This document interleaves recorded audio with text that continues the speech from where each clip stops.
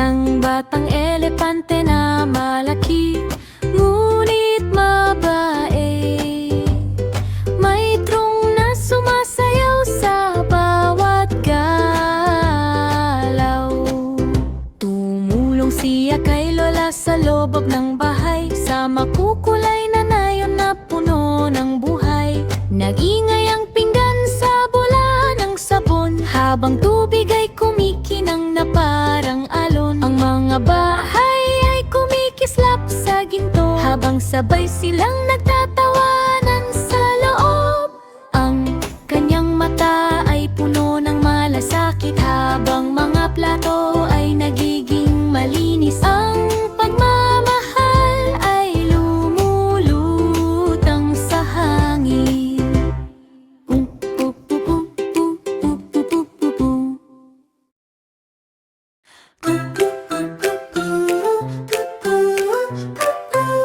Isang taong bato ang nakatitig ng nagtataka sa makinang screen na kumikislap sa harap niya. Pinipindot niya ang mga susi ng magulot wala sa ayos, habang sparks ay lumilipad sa paligid ng sistema. Ang mga circuit ay nagbubos sa ligaw na tunog, habang codets ay bumabagsak at ilaw ay nawawala. Umungol siya sa sinaunang paraan ng pagsasalita, habang sinusubukang ayusin ang teknolohiya. Ang mga button ay beep ngunit hindi nananatili, at sa huli ang sistema ay tuluyang nasira. Nagtagpo ang sinaunang panahon at makabagong mundo.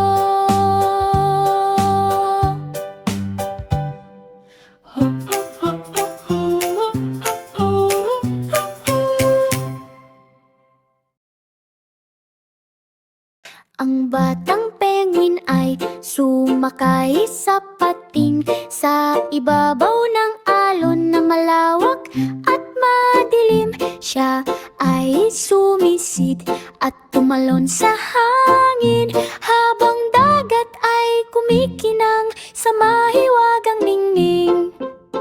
Dumulas siya sa puting bulangang alon, habang tumatawa sa bawat galaw at ikot. Nakipagkarera siya sa mga balyena sa dagat, habang maligayang tunog ay sumasabay sa hangin. Ang dagat ay naging maliwanag at masaya, habang penguin ay kumakaway sa malayo. Isang surfing na paglalakbay na may kislap ng saya.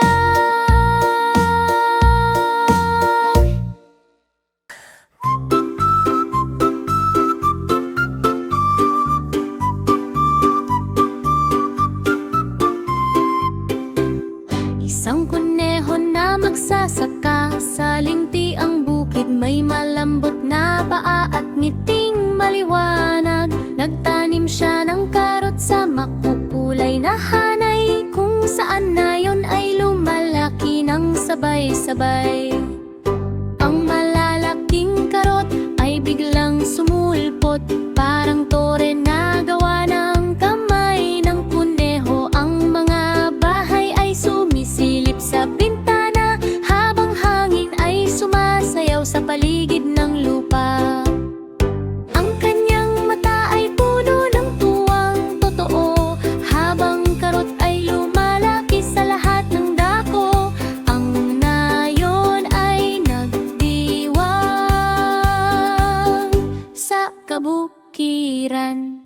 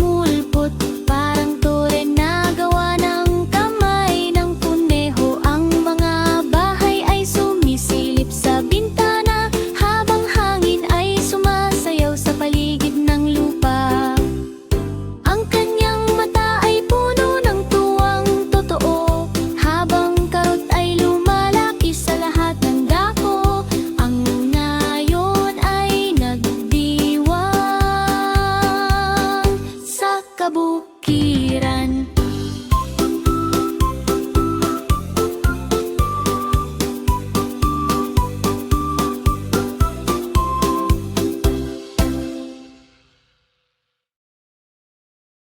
Si Lolo ay pumasok sa araw na masaya. May funky music na sumasabay sa saya. Dumating ang gorilya na handang sumayaw sa gubat na puno ng ilaw at sigaw.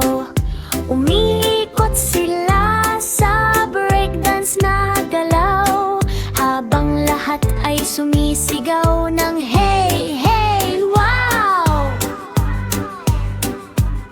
Si Lolo ay dumulas sa sahig ng mabilis, parang sayaw ng beats na sobrang bilis.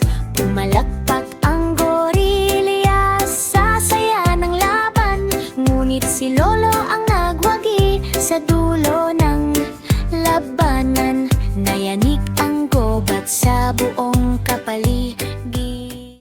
Ang manok na pulis ay nagpatrol sa kalsada, may makinang bad ginadala-dala. Dumating ang T-Rex na malakas at malaki, naglalakad sa lungsod na parang hari. Huminto ka dyan, sigaw ng manok na maliit, ngunit puno ng tapang at tindig na matibay. Sinubukang tumakbo ng dambuhalang dinosauro, ngunit nadulas sa mga itlog na nakakalat sa kanto. Nagdiwang ang mga tao sa tagumpay ng batas, bumalik ang kapayapaan sa dulo ng oras.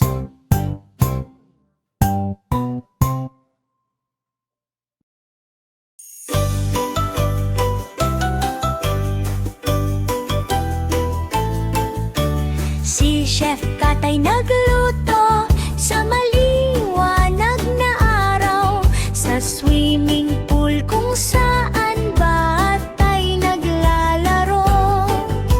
Hinalo niya ang sopas gamit malaking kutsara, habang mga gulay ay lumulutang sa saya.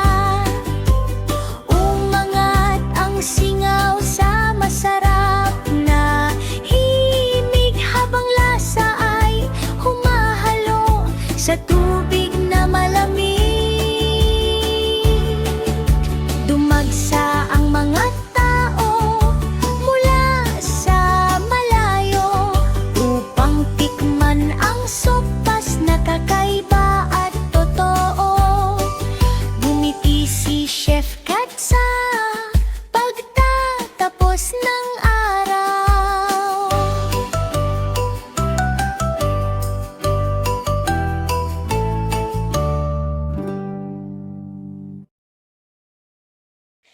Kwe, Sinala.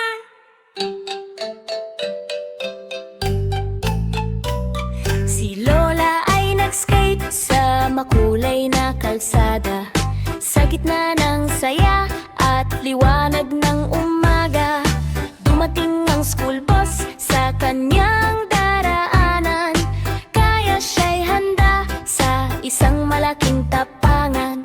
Umikot siya sa ere na pangang hangin, nag-flip ng mataas sa ulap na malambing. Sumigaw ang tao ng go-go, huray! Habang gulong ay umiikot sa sayaw ng saya, lumalapag siya ng maayos at payapa, at nag-skate palayo ng itiking masigla. Si Lola ay nag-skate sa makulay na kalsada, sa gitna ng saya at liwanag ng umaga. Dumating ang school bus sa kanyang daraanan, kaya siya'y handa sa isang malaking tapangan. Umikot siya sa ere na parang hangin, nag-flip ng mataas sa ulap na malambing. Sumigaw ang tao ng go-go, huray! Habang gulo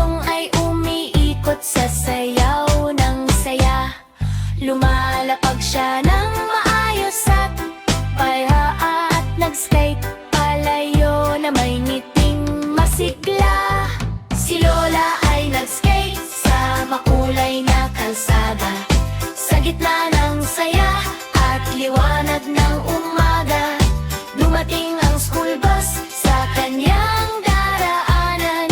Kaya siya'y handa sa isang malaking tapangan.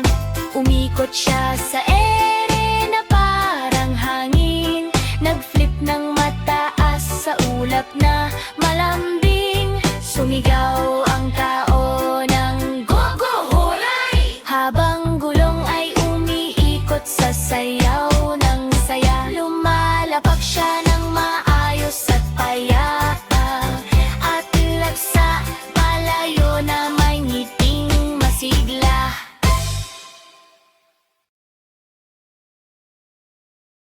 Isang taong yelo ang tumayo sa nagyeyelong bay, sa loob ng bulkan na sumasabog ng apoy.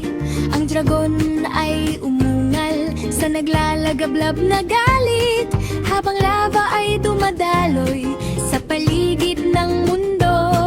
Ang kanyang mga braso ay yelo at lamig, habang init at lamig ay nagsimulang maglaban.